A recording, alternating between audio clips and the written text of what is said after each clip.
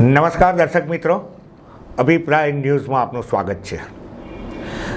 વડોદરા શહેરવાસીઓ માટે આજે એટલું ગંભીર પરિસ્થિતિ સર્જાઈ છે, પણ હજી સુધીને વડોદરા શહેરના આમ નાગરિકો સુધીને એ સ્થિતિનું નિર્માણ થયું નથી કે જેથી કરી અને નાગરિકો ખૂબ મુશ્કેલીમાં મુકાઈ જાય. વડોદરા શહેરની મહાનગરપાલિકામાં પાલિકા અને મહાનગરપાલિકાના 70 વર્ષના ઇતિહાસમાં પ્રથમવાર વડોદરા શહેર મહાનગરપાલિકાના 7,000થી વધુ કર્મચારીઓ ક્લાસ 1 અધિકારીઓના સમર્થનમાં આજે માસ સીએલ મૂકીને સ્ટ્રાઇક પર ગયા છે. વિષય અધિકારીઓ વચ્ચેના સંકલનનો અભાવ છે, અધિકારી વચ્ચેની ઈર્ષાનો સવાલ છે, અથવા તો વહાલા દવલા થવાનો સવાલ છે કે જે વસ્તુનો નિર્ણય વહીવટીતંત્ર તરફથી લેવાનો છે એ વહીવટીતંત્રનો નિર્ણય આપ સ્થાયી સમિતિ પર મૂકી રહ્યા છો, જ્યારે કે સ્થાયી સમિતિએ ત્યાં સત્તા આપી છે તમને. ઇવેન્ટના બજેટની રકમ માટે અને એની મંજૂરી માટે અને ઓડિટરે કરેલા કેટલાક ક્વેરી સામે નારાજગી વ્યક્ત કરીને ક્લાસ 1 અધિકારીઓએ ગઈકાલે મ્યુનિસિપલ કમિશનરને આવેદનપત્ર આપીને આજે માસ સીએલ પર જઈ રહ્યા હોવાની ચીમકી ઉચ્ચારી હતી, અને એ થઈને રહ્યું.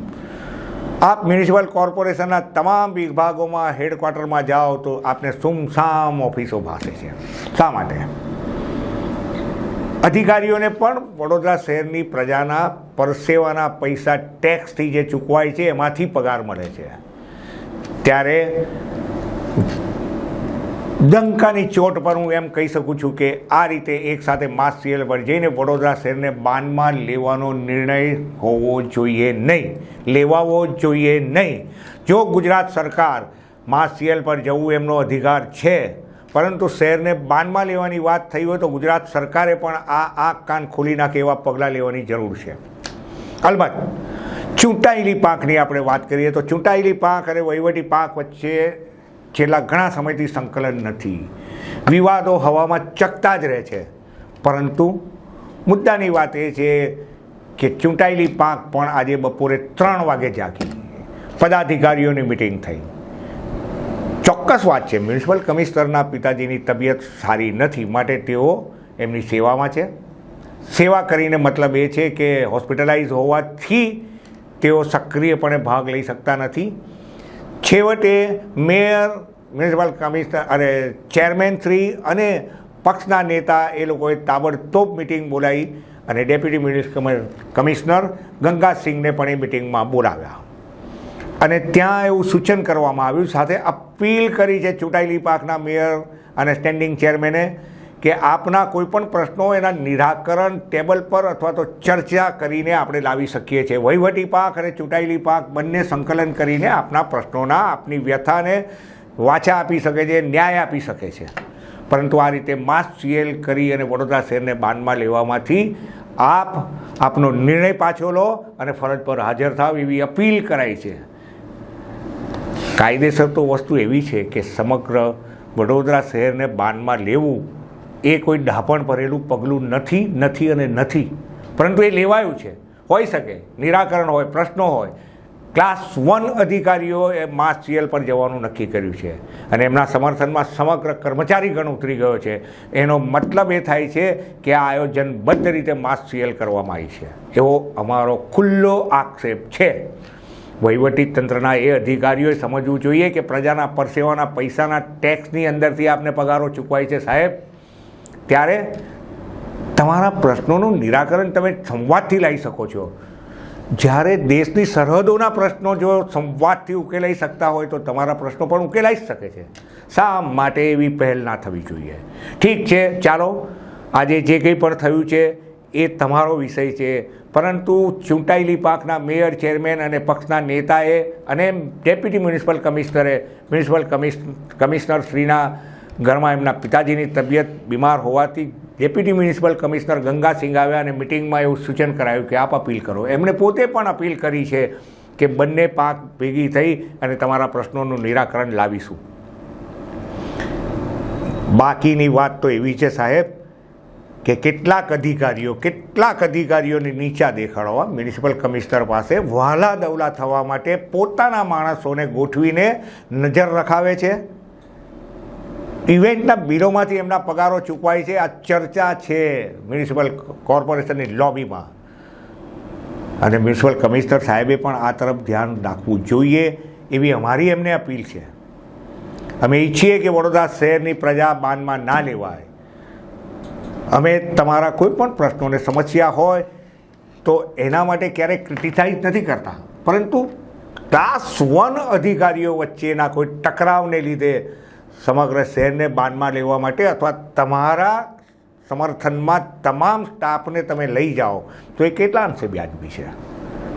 માટે અમારી પણ અભિપ્રાય ન્યૂઝ ચેનલ તરફથી પણ આપને અપીલ છે કે આપ સંવાદથી જ્યારે આપણને અપીલ કરવામાં આવી છે, જ્યારે ચૂંટાયેલી પાંખે પણ ડેપ્યુટી મ્યુનિસિપલ કમિશનર સાથે ચર્ચા કરીને આપને સૂચન કર્યું છે, અપીલ કરી છે કે આપ આપની ફરજ પર હાજર થાવ આવતીકાલે અને આ પ્રશ્નોનો ટેબલ પર નિરાકરણ આવે. વડોદરા શહેરની પ્રજાના હિતમાં આપે આ નિર્ણય લેવો જોઈએ એવી અમારી પણ અભિપ્રાય ન્યૂઝ ચેનલની પણ આપને અપીલ છે. આભાર. જે ક્લાસ 1 અધિકારીઓ દ્વારા ગઈકાલે કમિશનર સાહેબને પરિપત્ર આપવામાં આવ્યો અને ત્યારબાદ તેઓ માસ સીએલ પર ઉતર્યા છે. આ સમગ્ર વિષય અમને મીડિયા દ્વારા માહિતી મળી છે. આ વિષય જાણવામાં આવ્યો છે. તે પછી ઇલેક્ટ્રોનિક મીડિયા હોય કે પ્રિન્ટ મીડિયા, તેના થકી અમને માહિતી મળી. ઓફિશિયલ અમને આ બાજુ ચૂંટાયેલી પાંખને કોઈ જ પ્રકારની જાણકારી આપવામાં આવેલ ન હતી. મીડિયા દ્વારા જાણ થતાં આજરોજ અમને જ્યારે આ માહિતી મળી છે ત્યારે હું બધા જ અધિકારીઓને જો કોઈ પ્રોબ્લેમ હોય તો તેમના દ્વારા અમને જાણ કરવામાં આવી હોય તો ચોક્કસ વહીવટી પાંખ અને ચૂંટાયેલી પાંખ સાથે બેસી અને જે તે પ્રશ્ન, એમનો જે પણ પ્રશ્ન હોય એનું નિરાકરણ લાવવાની સૌ સાથે મળીને કોશિશ પણ કરીએ. અને કોઈ ત્રાહિત વ્યક્તિ દ્વારા તેમને ત્રાહિત વ્યક્તિઓ દ્વારા કામગીરી કરવા દેવામાં આવતી નથી કે કોઈક રીતે માનસિક ત્રાસ આપી અને હેરાનગતિ કરવામાં આવે છે તો તેમના દ્વારા આ વિષય અમારી સમક્ષ રજૂ કરવામાં આવ્યો હોત તો ચોક્કસ અમે એ વિશે પણ ટેબલ ટોક કરી હોત.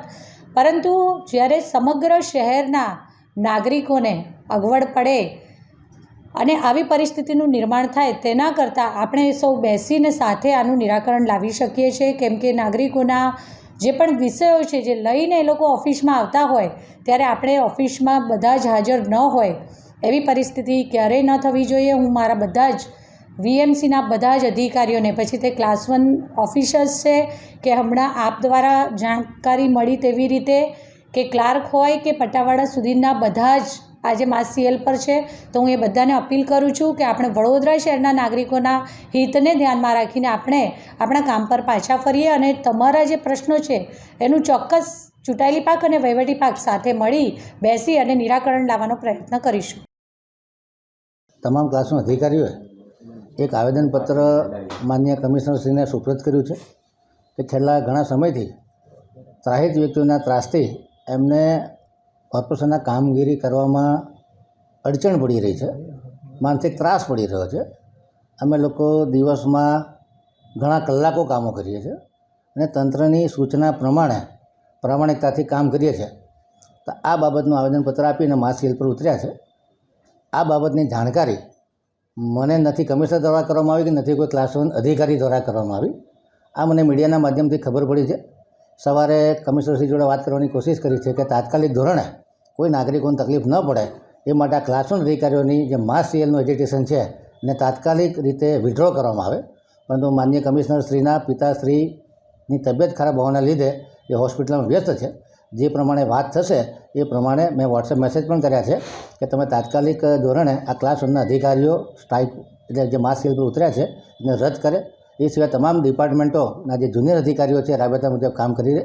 સવારથી ઘણા નાગરિકોના ફોન આવ્યા છે. મેં તમામ અધિકારીઓ જોડે વાત કરી છે. તમામ ક્લાસ 1 અધિકારી હોય, એક્ઝિક્યુટિવ એન્જિનિયર હોય, ડીઈ હોય કે ડબલ ઈ હોય, બધાએ મારા ફોન ઉપાડ્યા છે અને તમામ નાગરિકોની ફરિયાદોનું નિરાકરણ કરવા માટે એમણે સહકાર પણ આપ્યો છે.